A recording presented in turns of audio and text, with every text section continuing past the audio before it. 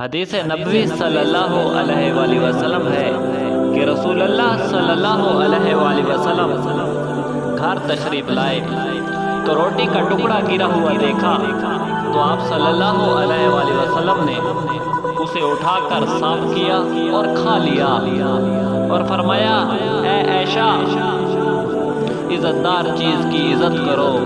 جب اللہ تعالیٰ کسی قوم سے رزق چھین لیتا ہے تو واپس نہیں کرتا۔ حدیث نبوی صلی اللہ علیہ وآلہ وسلم ہے کہ رسول اللہ صلی اللہ علیہ وآلہ وسلم گھر تشریف لائے تو روٹی کا ٹکڑا گرا ہوا دیکھا تو آپ صلی اللہ علیہ وآلہ وسلم نے اسے اٹھا کر صاف کیا اور کھا لیا اور فرمایا اے عائشہ عزت دار چیز کی عزت کرو۔ جب اللہ تعالیٰ کسی قوم سے رزق چھین لیتا ہے تو واپس نہیں کرتا۔